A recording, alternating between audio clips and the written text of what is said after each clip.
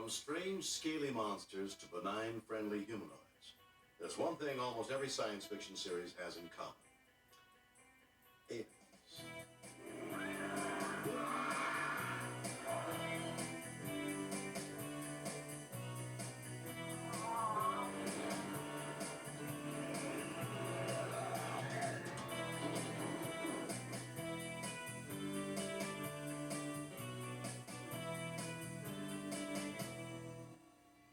There is nothing wrong with your television set. For the next hour, sit quietly and we will control all that you see and hear. You are about to participate in a great adventure. For 2 years in the early 60s, this commanding voice plucked us from reality and thrust us into the unknown worlds of the outer limits. Like The Twilight Zone, it was an anthology series that introduced viewers to new characters and situations each week.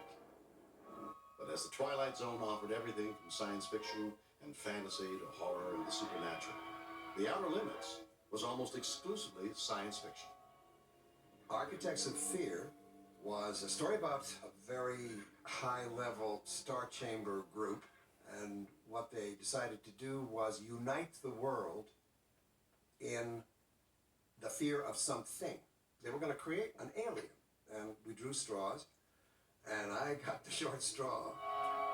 You'll understand that as soon as I hit you with the calculus for Lexus and the producing hormone, there's no turning back, Helen. Yes. What really made the picture work was his love for his wife and his regret at losing her, because there was no reversing this process. In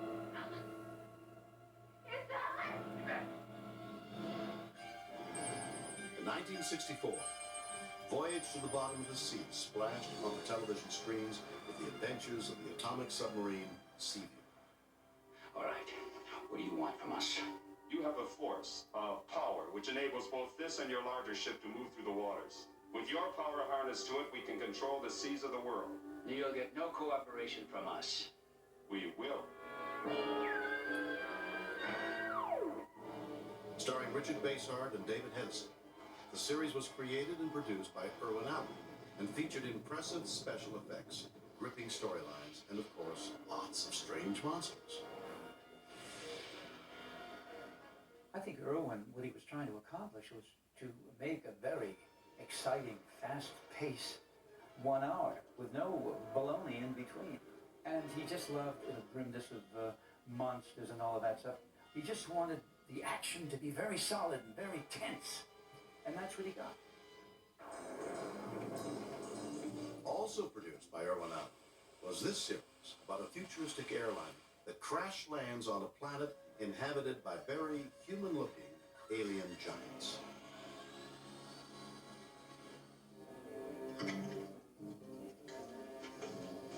Dan, are you? I told you to stay out of there. Don't you ever listen to anyone? We don't know what kind of...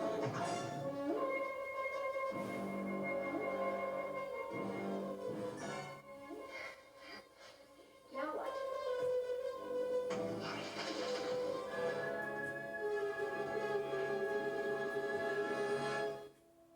Achieved without the help of computers or digital technology, the series effects were among the most expensive and impressive in the history of television.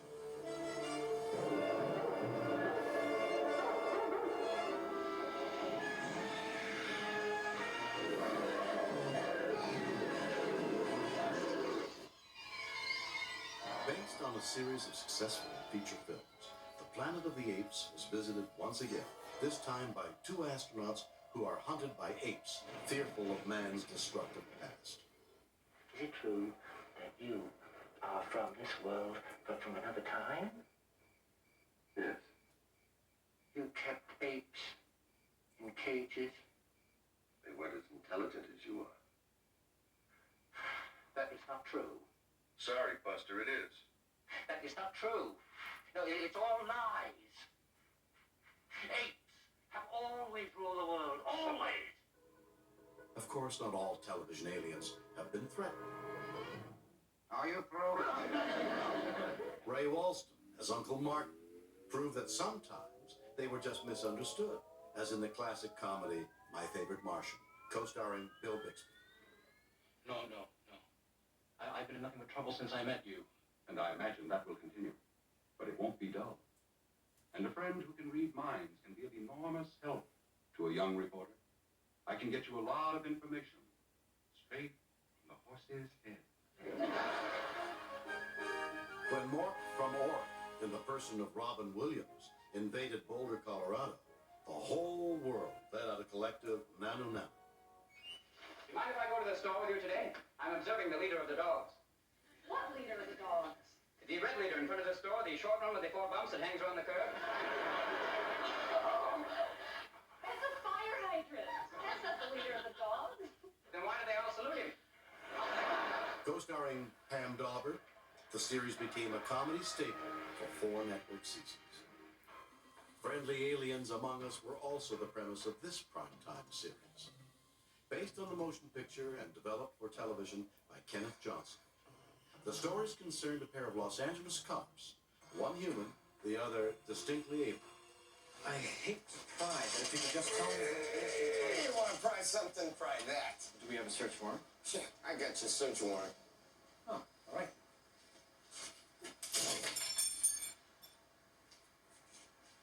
Although it lasted just 1 season, Alien Nation served as the basis for a string of critically acclaimed television movies. It would certainly seem today that science fiction television has finally found a strong, permanent viewing audience. Recent shows continue to introduce daring new concepts while keeping a nostalgic eye on the best traditions of the past. Hoorah! That's a kill. Space Above and Beyond concerned a team of intrepid starfighters as they protected mankind from alien invaders. I can't believe that it would be so afraid of us that it would kill itself. We're the enemy. This is the first time I've ever seen a dead body. Won't be the last. Sliders offered a modern-day variation on the time travel theme, this time suggesting that there might be alternate or parallel universes slightly but significantly different from our own.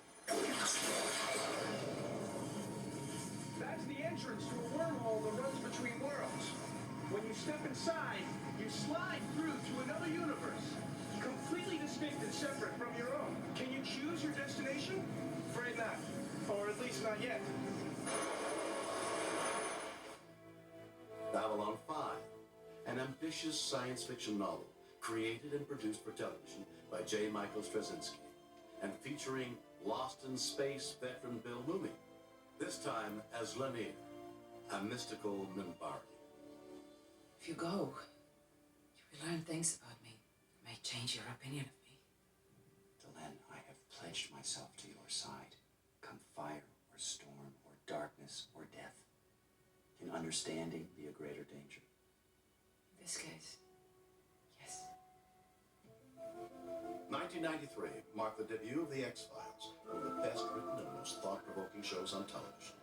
Created and produced by Chris Carter, it starred David Duchovny and Gillian Anderson as FBI agents Fox Mulder and Dana Scully, assigned to investigate cases that defied conventional explanation. I'm here to solve this case, Mulder. I want the truth. The truth? I think those kids have been abducted.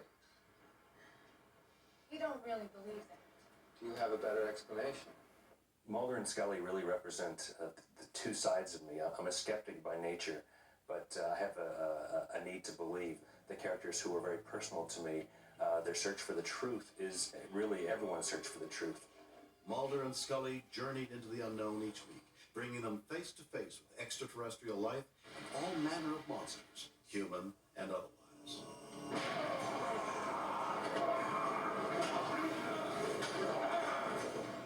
First and foremost, with the X-Files, I was trying to scare people. I've always said the show takes place within the realm of extreme possibility, and I think that that's what makes it scary, and that's what makes it interesting, is that you believe that these things could possibly happen. Where do they take you, Glenn? Is there a ship? Are you conscious of being transported?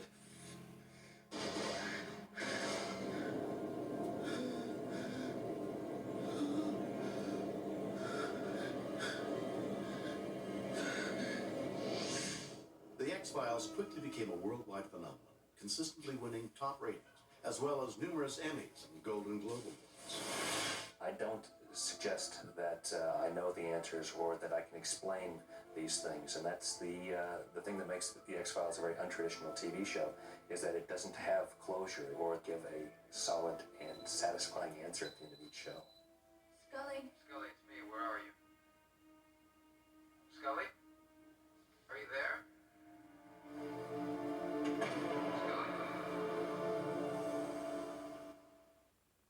In just 50 years, science fiction television has grown from an undervalued genre, thought only of interest to children, into a large, thriving industry.